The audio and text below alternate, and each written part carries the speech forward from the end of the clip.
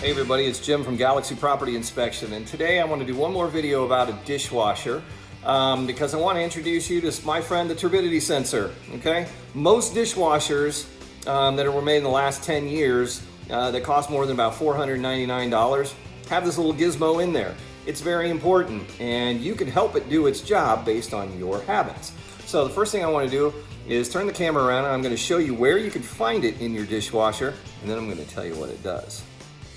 Okay, so I've turned my camera around and here's my dishwasher, and I want to show you where the turbidity sensor is located. Now, I've got dirty dishes in my dishwasher, and I need to run the unit today, but I want to show you where that little gizmo is located, just so that you know. I'm going to open up my door, right? And here I've got my lower rack. I'm going to pull the lower rack out, and there I've got some things in the bottom here, right? So I've got my lower spray arm, right, and that's throwing the water around. I've got the heating element, which is going to help heat the water. And then most dishwashers out there have something that you can actually grab with your hands and turn 90 degrees and lift out. This is a fine filter, and this keeps, stuff down in the sump from, funking up the sump and down in there, right? And if I turn on the light, you can actually see sticking out there, you can see my little turbidity sensor, okay? It's there, and it's doing its job in the sump of your dishwasher.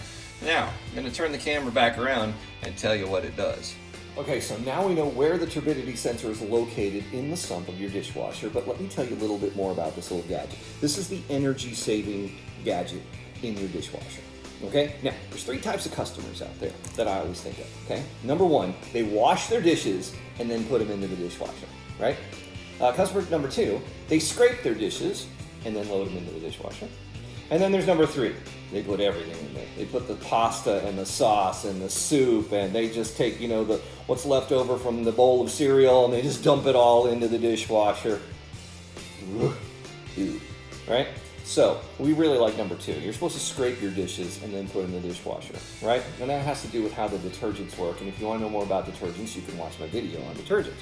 Okay? Well, let's get back to the turbidity sensor. Now, turbidity is how many food particles are floating in the water during the wash cycle, right? So this tells this determines how turbid is the water, right? Or how nasty is the water, right? So for the rest of this video, I'm going to call this the nasty sensor, right? How nasty is your water?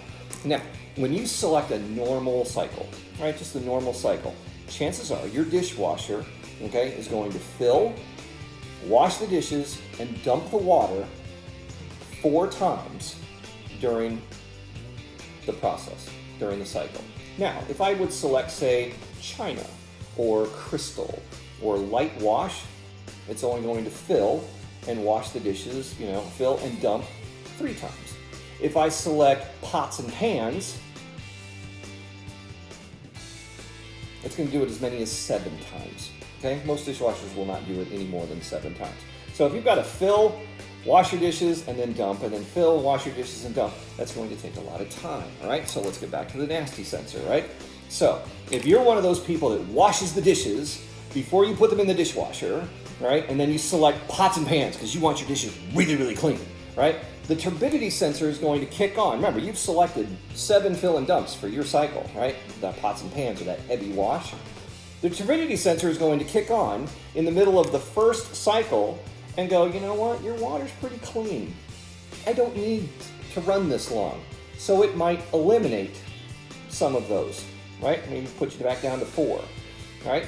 Or maybe you select Crystal and you're one of those customers that just dump everything into the dishwasher, right? And you've only got 3 fill and dumps, but the turbidity sensor is going to kick on during the first cycle and go, you know what?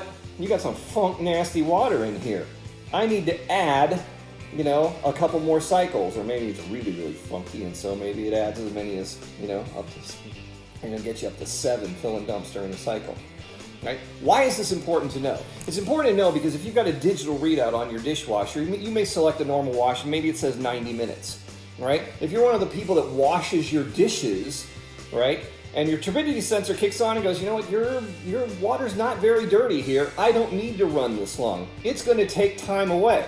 So you selected that 90-minute cycle, and you come back 10 minutes later, it should be at 80 minutes, right? But now your digital readout says 40. and you think, oh my God, there's a problem with my dishwasher. No, there's not. It's your turbidity sensor doing its job.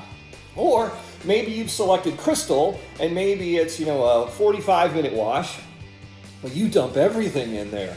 And when your turbidity sensor kicks on, it's like, man, you got some funk nasty water. I need to run a little bit longer. And so you come back 10 minutes later, you should be at 35 minutes, right? But now you're sitting at 100 minutes, right? And you think, oh my God, I got to call for a service call. I got to call a service tech. I got to call the manufacturer. My dishwasher broken. No, it's not. It's the turbidity sensor doing its job, okay? So, understanding your appliances is a really good thing, right? Understanding little contraptions like the turbidity sensor, it's good to know. Good to know what it does, and good to know what your appliances are doing, because it'll save you some time and energy and headache, right? You don't need that service call. You just need to understand what this little gadget does, okay?